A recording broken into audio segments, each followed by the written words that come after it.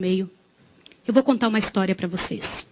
Há 20 anos atrás, eu fazia parte de uma mesa numa associação. E eu vi uma das histórias mais tétricas que eu já vi na minha vida. E pode ser que alguns de vocês já tenham ouvido essa história aqui entre vocês. E se já ouviram, vão lembrar comigo essa história com dor. Uma certa ocasião, numa igreja de um certo lugar no Brasil, uma mocinha pediu licença para conversar lá na frente, no microfone. Ela frequentava a igreja um ano e pouco. E ela pegou o microfone da mão da moça que estava terminando a escola sabatina e falou: eu tenho que contar para vocês um pecado meu. E as pessoas paralisadas olhando ela falar. E ela disse: eu quero contar para vocês. Estava ali na igreja naquela hora, o pastor se arrumando ali, ajeitando alguma coisa. A esposa do pastor com os 2 filhos, mais ali no lado da esquerda, da minha esquerda. E a igreja toda ali junta. Vocês sabem que entre a escola sabatina e culto a igreja fica bem cheia? E ela disse: eu tenho que contar o meu pecado para vocês. E o pecado que eu tenho que contar é que eu sou amante do pastor.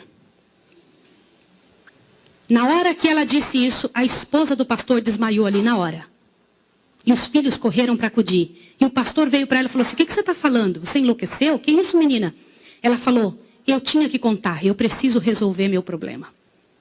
Eu preciso salvar a sua alma. Eu preciso resolver você. Os danitas, eles sempre usam essa: cuidado, eu preciso ajudar. Sempre usam a palavra da ajuda, viu? E naquele momento a igreja toda ficou em alvoroço. Eu não preciso dizer que não houve culto. Não houve culto. Não conseguiram fazer o culto. A esposa do pastor foi levantada dali, foi levada lá para fora. O pastor não sabia o que fazer. Começou a dizer: irmãos, por favor, isso é um grande mal entendido. Ela dizia: não é, meu bem. Eu precisava dizer, eu tenho que salvar você e tenho que salvar a mim. E ela foi levada para um quartinho, a esposa do pastor foi atrás e começou a conversar com ela, e falou com ela, e foi um alvoroço muito grande. E ela disse: olha, eu vou te provar que isso é verdade. Nós combinamos que ninguém nunca ia saber, foi uma coisa muito bem feita, mas eu preciso te contar. E falou para a esposa do pastor, prestem bem atenção no que eu vou dizer. Falou: só tem uma maneira de você me acreditar, vem aqui. O seu marido tem uma marca na genitália dele. E a marca é assim, assim, assim. E a esposa olhou para ela e acreditou nela na hora. Sabe por quê? Porque aquele pastor nunca tinha tido contato sexual com nenhuma pessoa, só com sua esposa. Eles se casaram virgens. E ela disse: ninguém sabe disso. Como é que essa moça sabe? Consegue imaginar o que é isso? E ela também nunca tinha contado isso para ninguém. E ela pegou a esposa do pastor, passou a acreditar. E ela contou detalhes sobre o corpo do pastor, detalhes sobre ele, até de coisas que ele falava enquanto dormia. Preste atenção. Eu não preciso dizer para vocês que aquele casamento acabou. A igreja todinha daquele pastor entrou num estado de bancarrota que vocês não têm ideia. Uma palavra, como diz Tiago, pode estragar a vida de uma pessoa para sempre. Sabe quantos anos se passou dessa história? Até que eu fiquei sabendo, isso foi há 20 anos atrás que eu fiquei sabendo. Já tinha se passado 20 anos que isso tinha acontecido. Por que eu fiquei sabendo dessa história? Foi numa mesa, numa comissão, numa associação. O presidente um dia nos chamou e disse o seguinte: irmãos, eu preciso da ajuda de vocês e oração por algo. O que foi? Há 20 anos atrás aconteceu a história de um pastor e contou toda a história para nós. Foi numa igreja assim, assim, assim, e nós tiramos a credencial desse pastor. E esse pastor foi para um sítio e ficou sozinho. A esposa dele é casada, tem outros filhos, está vivendo a vida dela. Mas eu fui chamado, olha o presidente nos contando.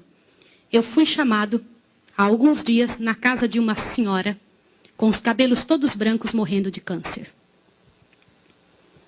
E essa mulher morrendo de câncer pediu muito para falar com o pastor. Mas tinha que ser o presidente da igreja adventista. E eu fui até lá porque eu sou o presidente. Quando eu cheguei lá, a mulher me contou que ela tinha sido a moça que tinha falado aquilo do pastor. A amante, a suposta amante do pastor. E ela contou para o presidente que ela havia inventado toda essa história. Mas como que ela sabia dos detalhes do corpo do pastor? Na ocasião em que ela tinha se apaixonado pelo pastor, Ela trabalhava como faxineira dentro do hospital.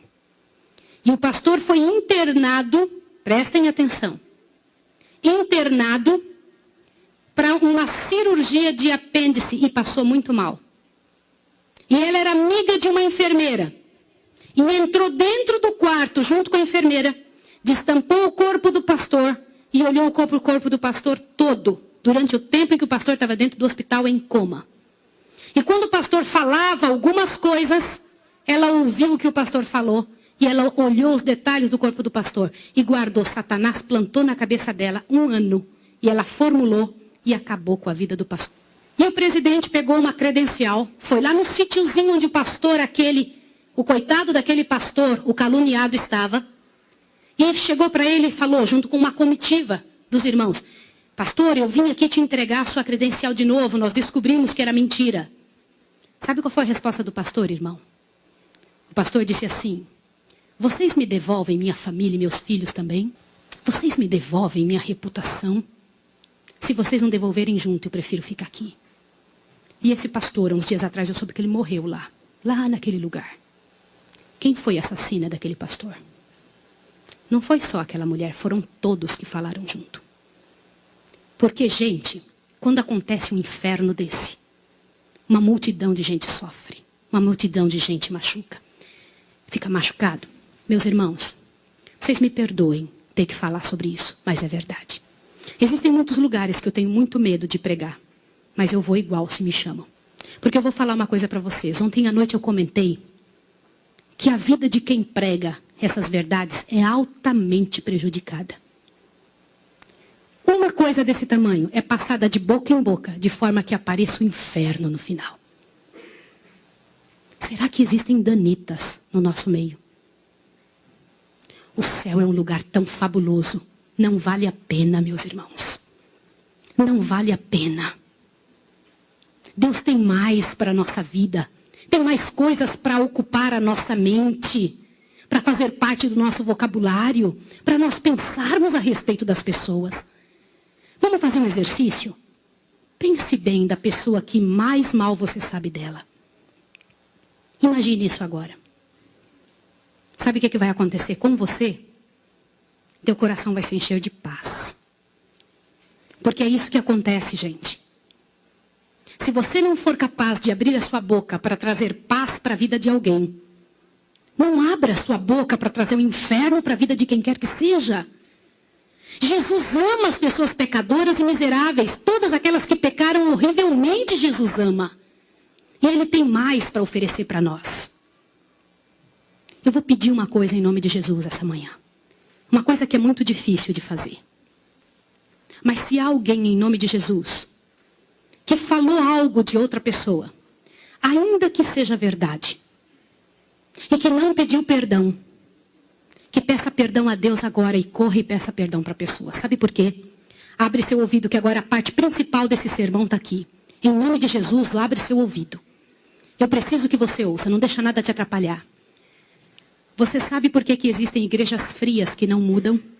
Você já viu aquelas pessoas falarem? Você é ancião, não é, irmão? As pessoas vêm para você e reclamam. Que igreja fria? O que está acontecendo? O que não acontece? Nada muda. Vocês sabem por que isso? Alguém sabe? Gente, a principal razão, e eu vou ler para vocês agora ali. A principal razão porque a igreja fica fria é por causa da presença dos danitas. Eles são aptos a trazer veneno para a cabeça e o coração das pessoas.